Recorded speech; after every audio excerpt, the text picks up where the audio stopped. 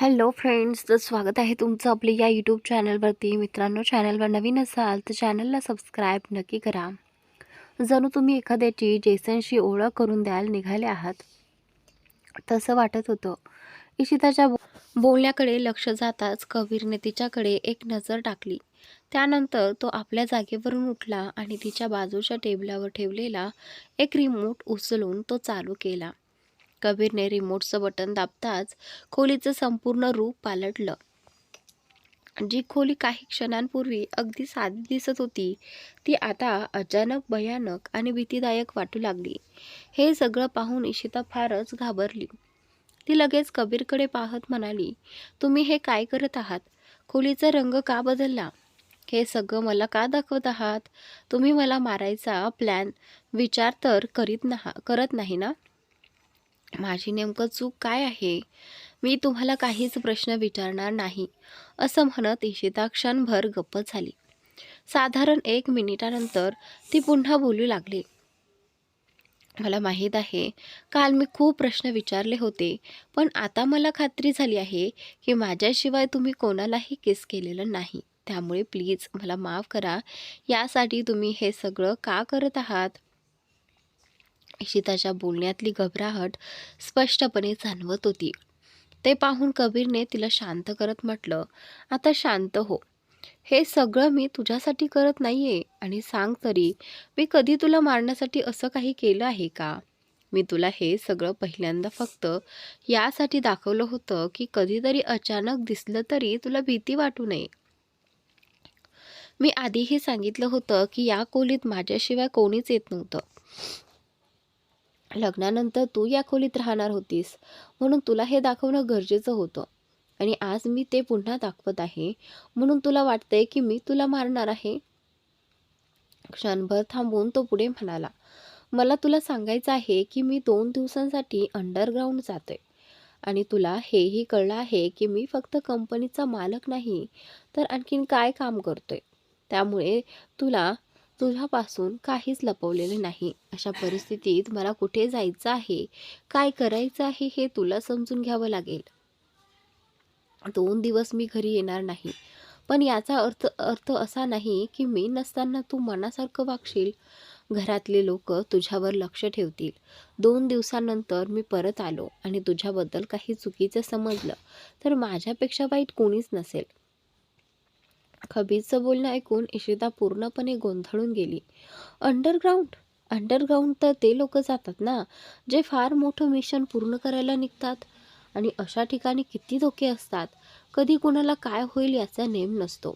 इशिताने हे सगळं फक्त गोष्टींमध्ये ऐकलं होतं, पण आज कबीरच्या तोंडून हे ऐकून तिच्या मनात भीतीचं वादळ उठलं.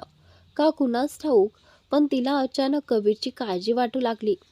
तिने लगेच त्याचा हात धरत घाबरलेल्या आवाजात विचारलं, तुमचं जाणं खरंच गरजेचं आहे का? हे काम दुसरं कोणी करू शकत नाही का? तुम्ही अंडरग्राऊंड का जाताय? मला तुमची खूप फिक्र वाटते. तुम्हाला काही झालं तर मला कसं कळणार?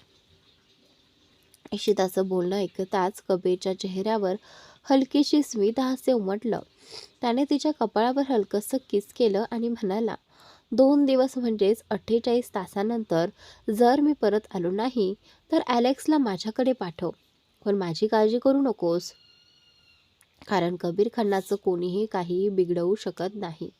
मी ज्या कामासाठी जातोय ते फारसं अवघड नाही. फक्त 2 दिवस मला अंडरग्राऊंड राहावं लागेल. मला माहिती आहे तुला माझी काळजी वाटेल, पण तू काळजी करू नकोस. मी स्वतःला सांभाळू शकतो.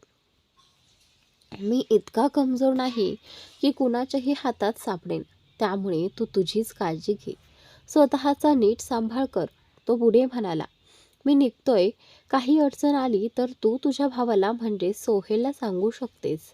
आणि तुला काही हवं असेल तर मयंकला सांग. मी त्याच्याशी आधीच बोललो आहे. पण मी परत येईपर्यंत तू घराबाहेर जाणार नाहीस. ज्याला भेटायचं असेल त्याला घरीच बोलावशील. असं म्हणत कबीर काही शस्त्र उचलून बाहेर पडू लागला.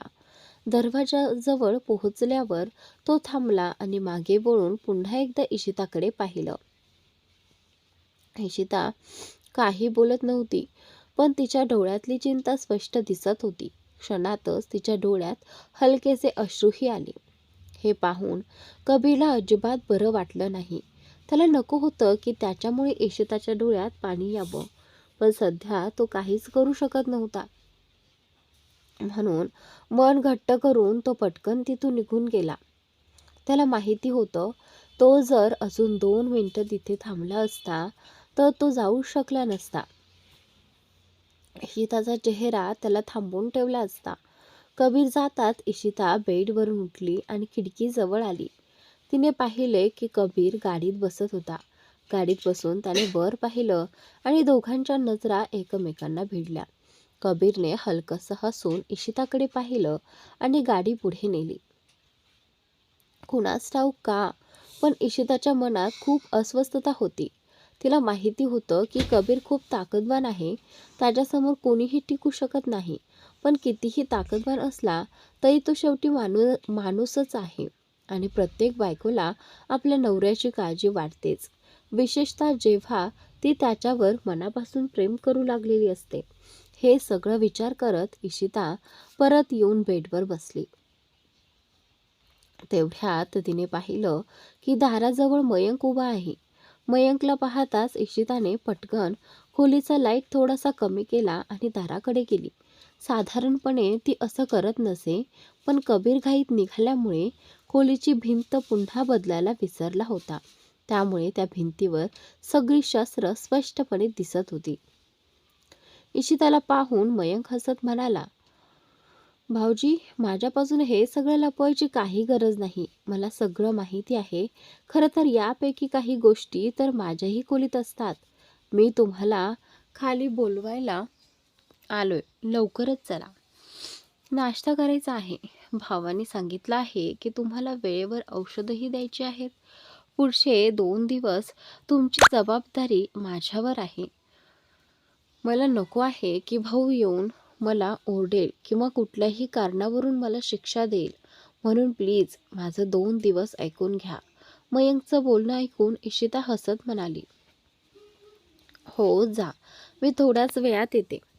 इशिताचं उत्तर ऐकताच मयंक हसत तिथून निघून गेला.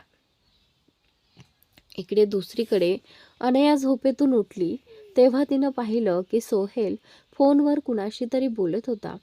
खरं तर रात्री सोहेल खूप उशिरा घरी आला होता. तेव्हा अनयाला त्याला विचारायचं होतं की तो इतक्या रात्री कुठे गेला होता, पण त्याच्या चेहऱ्यावरचा थकवा पाहून तिने काहीच विचारलं नाही. सोहेल अजूनही रागातच होता, त्यामुळे अनया शांतपणे पलंगावरून खाली उतरली आणि काहीही न बोलता आपले कपडे घेऊन वॉशरूममध्ये गेली.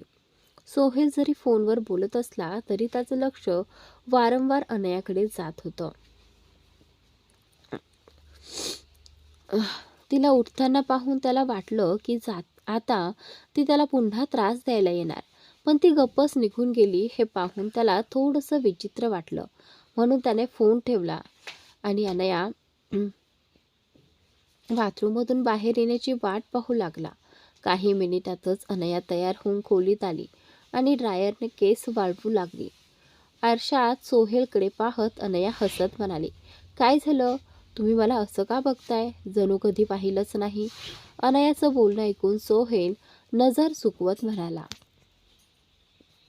तसं काही नाही. मी फक्त विचार करत होतो की आज तू इतकी शांत का आहेस? म्हणजे रोज सकाळी उठल्यावर तू मला आधी किस करतेस, मग मला चिडवतेस, पण आज तसं काहीच केलंच नाहीस. ते पाहून मला खरं तर बरं वाटलं. हे ऐकून अनया हसत म्हणाली, ते यासाठी की तुम्ही मला सोडून जाणार आहात ना, मग हे सगळं तुमच्यासोबत करणं योग्य नाही. म्हणून मी ठरवलंय की दुसरं लग्न झाल्यावर हे सगळं मी माझ्या दुसऱ्या नवऱ्यासोबत करेन. तुमच्यासोबत करून मला कॅरेक्टरलेसचा टॅग नकोय. मी तुम्हाला त्रास द्यायचे हे खरं आहे, पण आता माझं मन होत नाही, कारण जेव्हाही मी तुम्हाला जवळ येते तेव्हा तुम्ही मला असं दूर ढकलता, जणू मी जबरदस्ती करत आहे आणि ते मला अजिबात आवडत नाही. म्हणून मी ठरवलं आहे की आता मी तेच करेन जे तुम्हाला आवडतं. मी तुमच्या खोलीतही राहणार नाही. तुम्हाला नकोय ना की मी इथे राहावं? तर आज रात्री नाही, आत्ताच मी इथून निघून जाईन आणि नंतर कधीच तुम्हाला त्रास देणार नाही. जोपर्यंत मी या घरात आहे तोपर्यंत तरी. आणि ज्या दिवशी हे घर सोडेन त्या दिवसापासून फक्त त्रासच नाही तर माझा चेहराही तुम्हाला दाखवणार नाही. तसंही घटस्फोटानंतर तुम्ही अंजलीशी लग्न करणार आहातच, हे तुम्ही स्वतः सांगितलं होतं. त्यामुळे मिस्टर सोहेल मित्तल, तुम्ही जे बोलता ते करूनच दाखवता. समजून घ्या, मी जे सांगते तेही करून दाखवणार आहे. मला फक्त तुमच्यापासून दूर राहायचं शिकायचं आहे, म्हणून मी आत्तापासूनच याची सवय लावून घेते. हे सगळं बोलून अनया तिथून निघू लागली. तेवढ्यात सोहेलने तिचा हात पकडून तिला थांबवत म्हणाला, तुला नाही वाटत तू जरा जास्तच बोलतेस? मी तुला आधीच सांगितलं होतं की तो विषय संपलेला आहे. मी एकदा स्पष्ट केलं आहे की आता घटस्फोट होणार नाही, तर तू सतत माझ्यासमोर त्याच विषयाचा उल्लेख का करतेस? हे ऐकून अनया रागात म्हणाली, तुमचं म्हणणं नेमकं काय आहे? म्हणजे तुम्हाला हवं तेव्हा तुम्ही काहीही बोलायचं, पण मी बोलले तर तुम्हाला प्रॉब्लेम होतो? विसरू नका, घटस्फोटाची गोष्ट तुम्हीच काढली होती, सुरुवात तुम्ही केली होती आणि आता ती संपवण्याचा अधिकार मला नाही का? सगळ्यात चांगला मार्ग म्हणजे मीच मागे हटणं. हो, सुरुवातीला मी म्हणाले होते की मी तुम्हाला सोडणार नाही, पण तुम्ही अंजलीसमोर वारंवार जे बोललात ना की काही दिवसात मी हे घर सोडून जाणार आहे, आता मी खरंच जाणार आहे आणि मला थांबवण्याचा अधिकार तुम्हाला नाही. माझ्यावर तुमचा हक्क उरलेला नाही. जेव्हा तो होता तेव्हा तुम्ही कधीच दाखवला नाही आणि आता तो नाही, तेव्हा तुम्ही तो दाखवायचा प्रयत्न करत आहात. आणि याची प्रत्येक गोष्ट सोहेलच्या मनाला खोलवर लागली. आज पहिल्यांदाच त्याला असं वाटत होतं की त्याने खरोखरच फार मोठी चूक केली आहे. कदाचित त्याने अनयाला खूप दुखावलं होतं. ही गोष्ट आता सोहेललाही मान्य होऊ लागली होती. आपल्याच वागण्यामुळे अनयाचं मन दुखावलं होतं आणि त्याच रागात सोहेलने तिला कित्येकदा घर सोडून जाण्याची विनंतीही केली होती. हे सगळं आठवून सोहेलने एक दीर्घ श्वास घेतला आणि म्हणाला, पहा, मी मान्य करतो की मी तुम्हाला दुखावलं आहे, पण प्लीज त्या सगळ्या गोष्टी विसरायचा प्रयत्न करा. मी स्वतः विनंती करतोय की तुम्ही घर सोडून जाऊ नका. मी असं म्हणत नाही की तुम्ही मला माफ करावं. माझ्या शब्दांनी तुमचं मन दुखावलं असेल तर ठीक आहे, तुम्ही माझ्यावर राग धरू शकता, पण पुढे कधीही घर सोडण्याची किंवा मला घटस्फोट देण्याची गोष्ट करू नका. आपलं लग्न जसंही झालं असलं तरी शेवटी आपण लग्न बंधनात आहोत आणि ते नीट निभावणं आपली जबाबदारी आहे. मी माझी चूक मान्य करतो आणि ती सुधारायची इच्छा आहे, तर तुम्ही मला एक संधी द्याल का? सोहेलचं बोलणं ऐकून अनया त्याच्याकडे अशा नजरेने पाहत होती जणू ती एखादं कार्टून पाहत आहे. सोहेल इतक्या लवकर कसा बदलू शकतो यावर तिचा विश्वासच बसत नव्हता. काही क्षण ती गप्प राहिली आणि मग थोडा विचार करून म्हणाली, जर असं असेल तर ठीक आहे. अनयाचं उत्तर ऐकून सोहेलने डोळे बारीक करत म्हटलं, आधी तुम्ही वरून आपवर आलात आणि आता परत वर. खरंच तुमचा रंग तर गिरगिटालाही लाजवेल. असो, मी वचन देतो, तुम्ही जसं सांगाल तसंच मी करीन, पण तुम्हालाही वचन द्यावं लागेल की अंजलीवर कोणतेही खोटे आरोप करणार नाही. तुम्ही जे काही म्हटलं आहे त्याची मी चौकशी करीन. अंजलीवर आरोप का केले गेले हे जाणून घेण्याचा प्रयत्न करीन, कारण मी अंजलीवर कुठलाही खोटा आरोप सहन करणार नाही. पण ज्या दिवशी मला सत्य कळेल त्या दिवशी मी स्वतः तुमच्या डोळ्यांसमोर अंजलीला घराबाहेर काढीन, अगदी तुम्हाला जसं हवं तसं. एक गोष्ट लक्षात ठेवा, अंजली माझी तेव्हापासूनची मैत्रीण आहे जेव्हा माझ्या आयुष्यात कुणीच नव्हतं. सगळे लोक मला फक्त वापरत होते, पण तेव्हा अंजलीने मला एक चांगला मित्र मानलं होतं. सोहेलचं बोलणं ऐकून अनया हसतच म्हणाली, ठीक आहे, या विषयावर मी काहीच बोलणार नाही. आता सत्य मी स्वतः तुमच्यासमोर आणेन आणि तुम्हीही प्रयत्न करा की अंजलीचं खरं रूप तुम्हालाही कळेल. कारण मला आता बरंच काही कळलं आहे. मी जर ते सगळं सांगितलं तर तुम्हाला कदाचित विश्वासच बसणार नाही. पण मी काहीही सांगणार नाही, कारण मला माहीत आहे जर मी तुमच्या जागी असते तर कदाचित मीही तसंच केलं असतं. कुणीही आपल्या बालपणीच्या मैत्रिणीवर तोपर्यंत विश्वास ठेवतो जोपर्यंत स्वतःच्या डोळ्यांनी सत्य पाहत नाही. म्हणून मी या सगळ्यात हस्तक्षेप करणार नाही, हे माझं वचन आहे. आता मी परत झोपायला जाते, कारण उठल्यानंतर तुमच्याशी भांडून मला पुन्हा झोप यायला लागली आहे. असं म्हणत अनयाने सोहेलचा हात सोडला आणि ती बेडकडे जायला लागली. तेवढ्यात सोहेलने तिला थांबवत सांगितलं, मी कबीरच्या कंपनीत जातोय.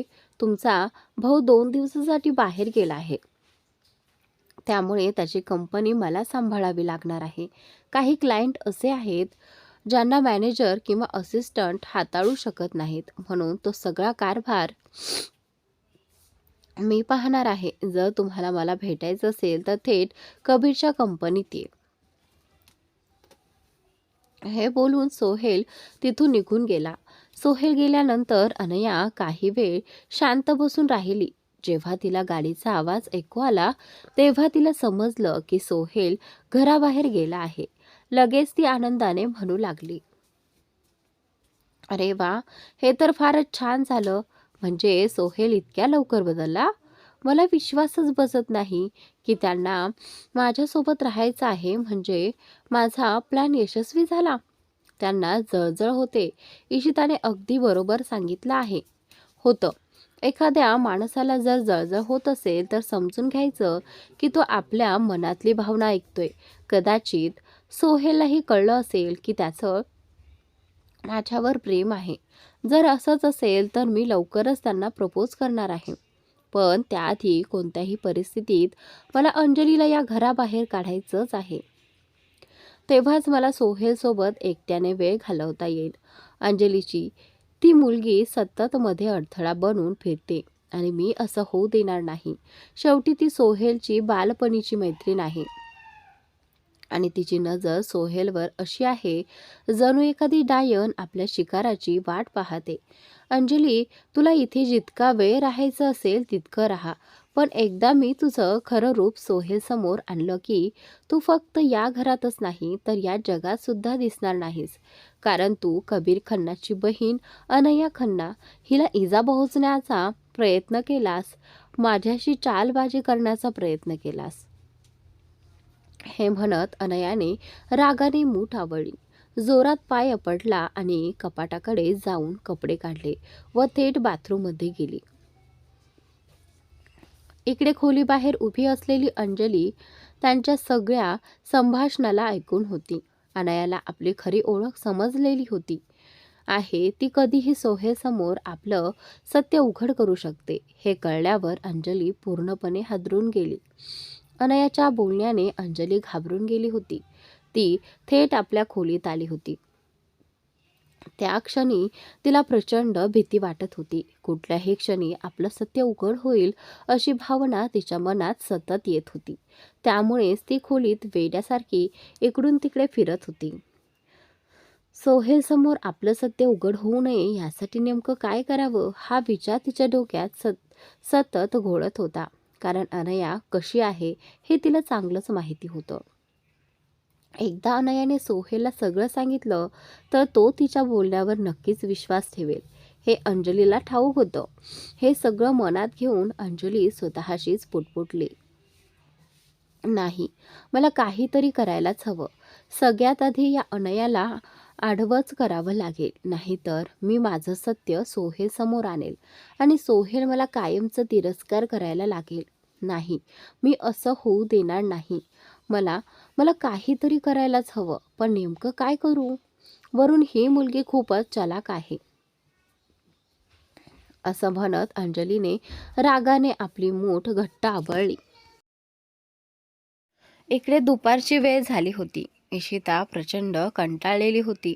तेवढ्यात तिला खाली अनयाचा आवाज ऐकू आला. अनया घरी आली आहे हे तिला लगेच समजलं. त्यामुळे ती पटकन खोली बाहेर यायला लागली. पण तोपर्यंत अनया तिला भेटायला थेट तिच्या खोलीतच आली. इशिताही तिलाच भेटायला येत आहे हे पाहून अनयाने तिला पुन्हा पलंगावर बसवत हसत म्हटलं, अरे अरे मी स्वतःवर येते ना, मग तू खाली काय येत होतीस? अनयाचं बोलणं ऐकून इशिता हसत हसत म्हणाली, मला खूप कंटाळा आला आहे. काय काय करावं तेच कळत नव्हतं. तुझा आवाज ऐकला आणि खूप बरं वाटलं, म्हणून तुला भेटायला खाली येत होते. पण तू अचानक इथे कशी? हे ऐकताच अनया तिच्या शेजारी बसत म्हणाली, काय सांगू, भाऊ कामासाठी बाहेर गेले आहेत ना, तर त्यांच्या काही कामांसाठी त्यांनी सोहेलची मदत घेतली आहे. म्हणून सोहेल 2 दिवस भाऊंच्या कंपनीत काम करणार आहे. मला वाटलं घरी बसून कंटाळा येईल. वरून अंजली त्या टुडेल सोबत राहायचंच नव्हतं, म्हणून विचार केला तुझ्याचकडे येते. तसाही मला तुझ्याशी खूप गप्पा मारायच्या होत्या. फोनवर आपली नीट बोलणंही झालंच नव्हतं. अनयाचं हे बोलणं ऐकताच इशिताचा चेहरा एकदम लाल झाला. काल कबीरसोबत घडलेला तो क्षण तिला आठवला. त्यांचा झालेला किस आणि त्याबद्दल तिने अनयाला सांगितलेली गोष्ट.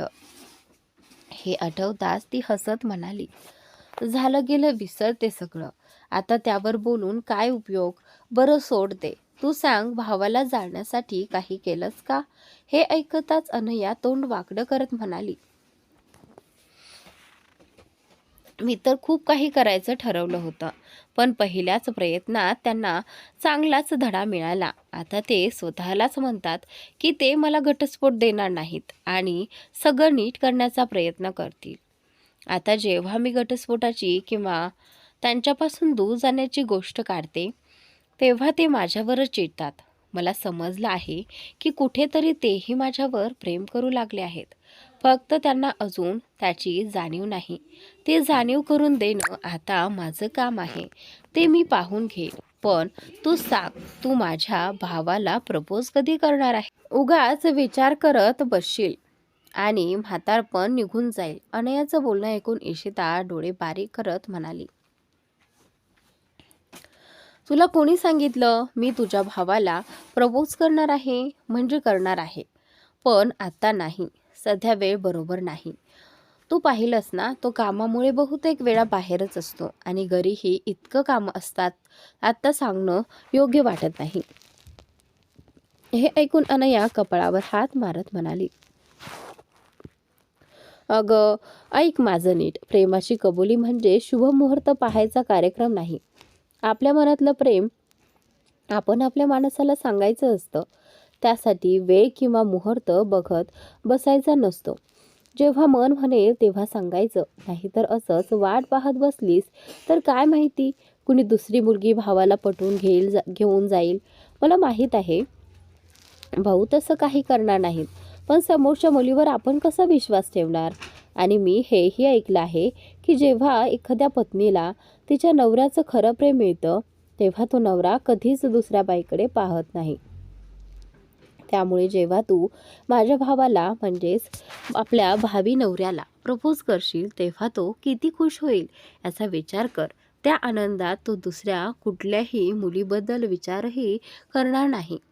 अनयाचं हे सगळं ऐकून इशिता तिला हलकेच डोक्यावर मारत म्हणाली, पहिली गोष्ट म्हणजे कबीर कधीच दुसऱ्या कुठल्याही मुलीबद्दल बोलत नाहीत.